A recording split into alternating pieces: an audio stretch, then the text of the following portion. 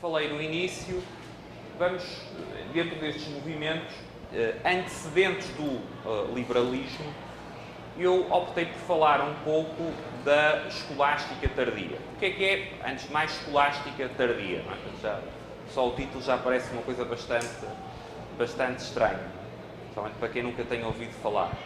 A escolástica tardia é o nome, a expressão que é usada para classificar o trabalho de um conjunto de autores, maioritariamente europeus, dos séculos XVI e XVII, autores que eram simultaneamente teólogos e filósofos, escreveram sobre filosofia, sobre política, sobre teologia, e que representaram, daí o tardia, que representaram os últimos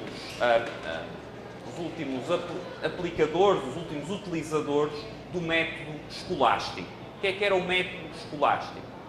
O método escolástico, que depois, a partir do século XVIII em diante, caiu maioritariamente em desuso, era um método de você estudar teologia e filosofia partindo de um conjunto de obras clássicas na tradição judaico-cristã e em que a forma como você estudava filosofia, teologia, política, era basicamente por reflexão, por comentários sucessivos, das sucessivas gerações, sobre essas obras clássicas. Nessas obras clássicas estavam incluídas não só obras de caráter religioso, mas também obras dos filósofos clássicos, essencialmente greco-romanos, também alguns judaicos e também alguns muçulmanos. Mas a escolástica, por assim dizer, se insere nesta tradição de reflexão no âmbito da tradição judaico-cristã, e o método consistia em partir sempre dos textos clássicos. No caso da escolástica tardia, o que é mais relevante em termos dos antecedentes do pensamento liberal, que eu não chamaria ainda pensamento liberal propriamente dito, mas como antecedente direto do pensamento liberal, é uma escola de pensamento específica. Nas últimas décadas, felizmente, tem ganho crescente atenção por parte de autores liberais contemporâneos, que é chamada Escola de Salamanca. O que é a Escola de Salamanca? É um conjunto de escolásticos, essencialmente que trabalhavam em universidades espanholas e portuguesas, do século XVI e XVII, que utilizavam o método escolástico e que anteciparam muitas das principais ideias que mais tarde vieram a estar associadas ao que chamamos de liberalismo clássico. Okay? Esses autores da Escola de Salamanca eram autores que trabalhavam na tradição tomista. Tradição tomista quer dizer que seguiam basicamente as obras clássicas de São Tomás de Aquino e os comentários feitos a essas obras clássicas, não é? Tal método escolástico, no caso deles de orientação mais tomista, não é? Portanto, seguiam numa linha que vai desde Aristóteles a São Tomás de Aquino. Portanto, eram essencialmente, a maior parte, ou grande parte dos textos da Escola de Salamanca são comentários a obras tomistas. A forma que eles tinham de apresentar suas próprias ideias era geralmente por comentário a obras clássicas às quais aplicavam o método escolástico. Depois tem mais algumas particularidades, mas que eu não vou aqui detalhar. E nessas obras da Escola de Salamanca foram antecipadas várias ideias, quer em termos económicos, quer em termos políticos, que mais tarde, em alguns casos muito mais tarde, vieram a ser associadas ao pensamento liberal. Porquê que muitas dessas ideias, eu vou dar a seguir dois exemplos que tenho aqui citações para podermos ler. Mas porquê é que essas ideias e esses avanços no século XVI e XVII foram depois esquecidos? Precisamente porque o método escolástico, enquanto tal, caiu em desuso no século XVIII. Em parte com a ascensão, com aquele movimento que já falámos, da ascensão da ciência, dos métodos modernos de ciência, isso levou a que tudo o que era associado com o método escolástico fosse considerado ultrapassado.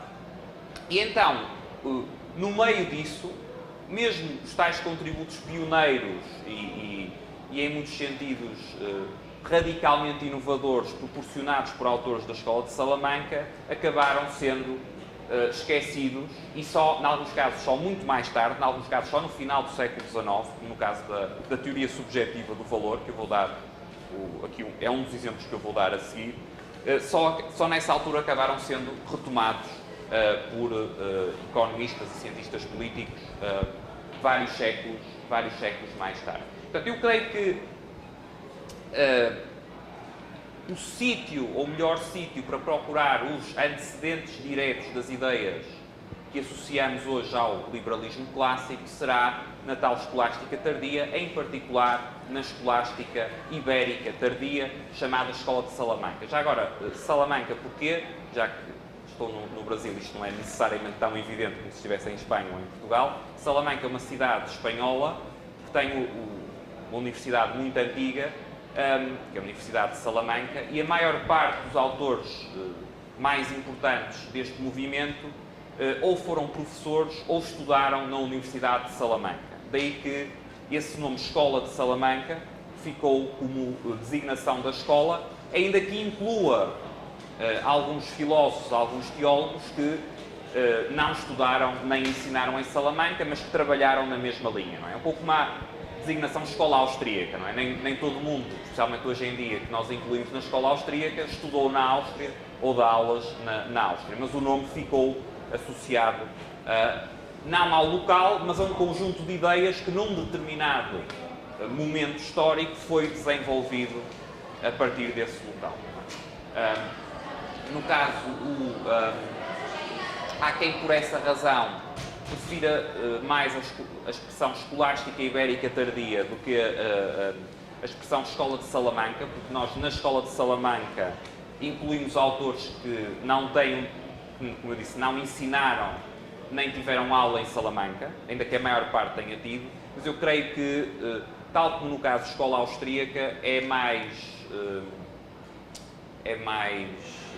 apelativo, é mais descritivo ter uma expressão que associa a um local concreto onde inicialmente a escola se desenvolveu, do que estar a usar uma expressão ainda mais abstrata, do género escolástica, ibérica, tardia, não é? A Escola de Salamanca remete imediatamente para a Universidade de Salamanca e depois, sabendo um pouco mais, para a Universidade de Salamanca naquele período, num determinado período histórico. Okay? Eu então vou dar os tais dois exemplos aqui com duas citações. Eu não consegui, escolhendo as citações antes, já não consegui incluir no PowerPoint, mas acho que por este método também vai ser legível.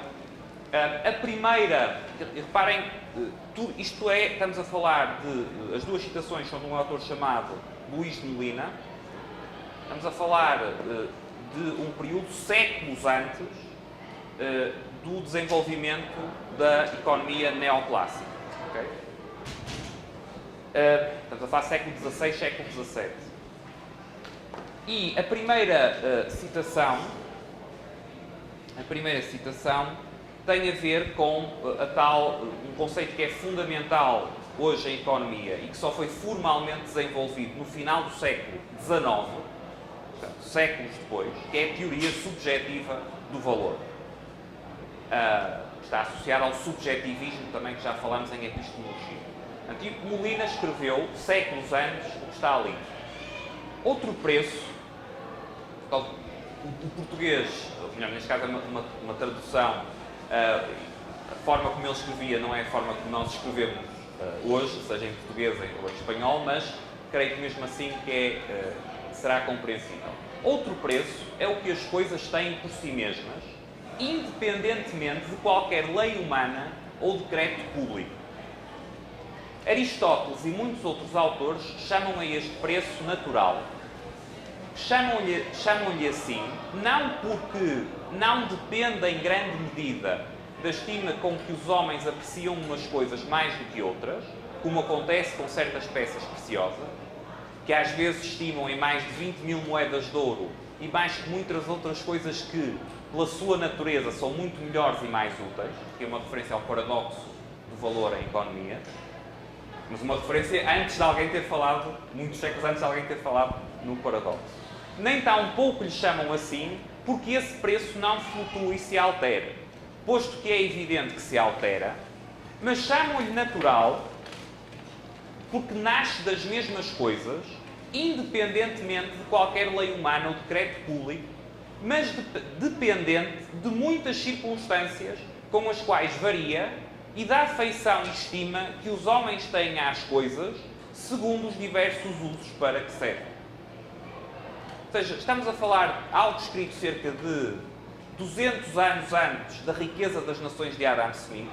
Adam Smith, na Riqueza das Nações, ainda tinha uma teoria objetiva do valor. Portanto, Adam Smith tem uma teoria do valor que é a teoria dos economistas clássicos, ou seja, que o que determina o valor são características intrínsecas dos objetos e não a avaliação subjetiva que é feita sobre os bens.